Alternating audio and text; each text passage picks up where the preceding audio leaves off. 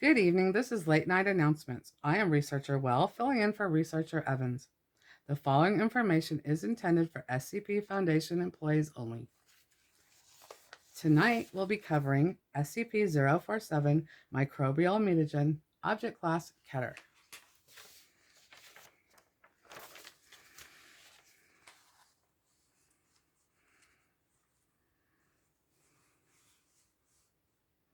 Special Containment Procedures. SCP-047 is to be contained in a 0.5 meter by 0.5 meter by 1 meter hermetically sealed storage box at all times.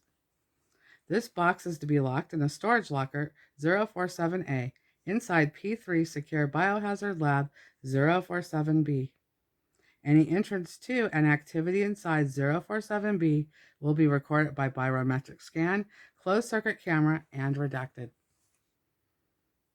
Entry to 047B requires the authorization of the project manager in addition to at least one 05 level clearance. SCP-047 is to be treated as a Priority 4 contagious biohazard in all protocols, including mandatory quarantine if exposed. Suite Q047 has been provided adjunct to Lab 047B for this purpose.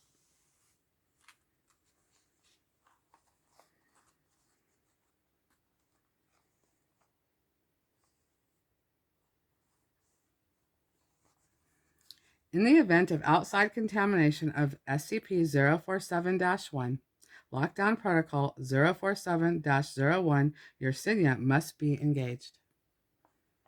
Description: SCP-047 is a heavily rusted, breached gas cylinder made of an iron redacted alloy. When exposed to open air, the material of the cylinder evaporates slowly, producing a previously undocumented mutagenic gas. This gas has no effect on eukaryotic organisms, e.g. humans, but profoundly alters prokaryotes, showing preference for common human microbiota, the natural microorganisms that live on the skin and throughout the body. On rare occasions, these mutations produce a superbug, collectively known as SCP-047-1, a natural commensal with enhanced survivability and therefore opportunistic pathogenicity. The pattern of changes induced by SCP-047 suggests that these highly infectious microbes are, at least to some degree, selected for. Although the specifics of SCP-047-1 species are dependent on the base bacterium from which it derived, there are several characteristics which appear to be generally consistent across all cases of SCP-047-1 mutation.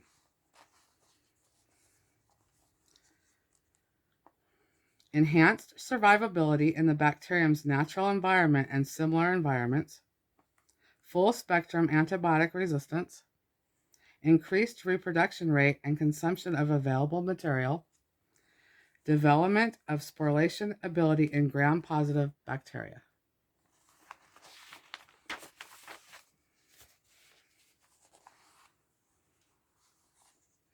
Increased ability to uptake, hold, and share plasmids, particularly in gram-negative bacteria.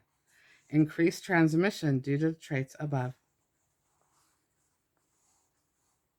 SCP-047-1 samples are normally debilitating and virulent.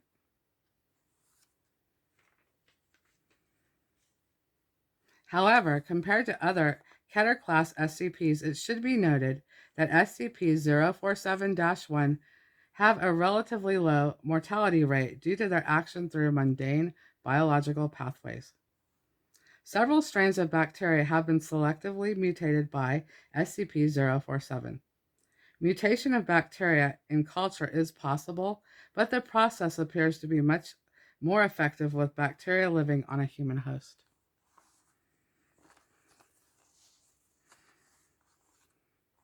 Generally, mutation of natural commensals for experimental purposes is encouraged. After the containment breach of January 30th, 2010, mutation of already pathogenic species is banned and all existing samples must be destroyed.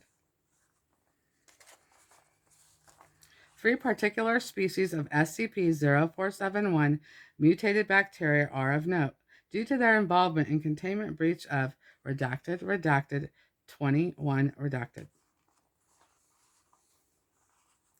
Propionibacterium 047A is a strain of Propionibacteria acnes mutated by SCP-047. Streptococcus 047C is a strain of Streptococcus mitis mutated by SCP-047. Clostridium 047A is a strain of Clostridium difficile mutated by SCP-047. Recovery Log 047.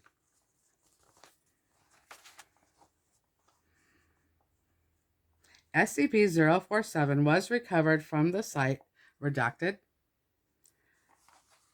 secured laboratory by a Foundation biohazard recovery team in response to a full compromised situation on redacted 19.9 redacted.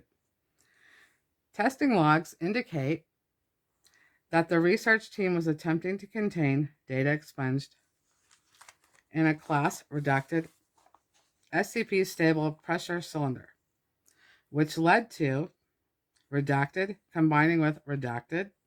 A full molecular biological analysis of this is available in redacted.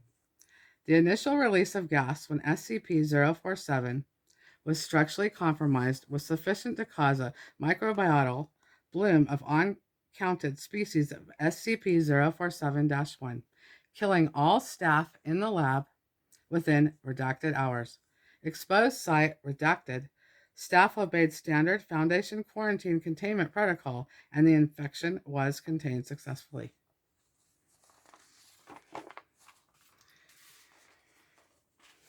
Okay, so that was SCP-047.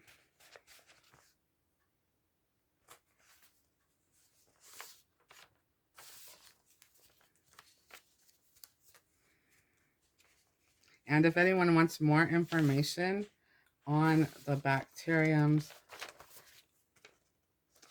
that I just read about, the Propionibacterium, the Streptococcus, and the Clostridium difficile, just come to me and I will get you that information. If you have the proper clearance, of course. Okay.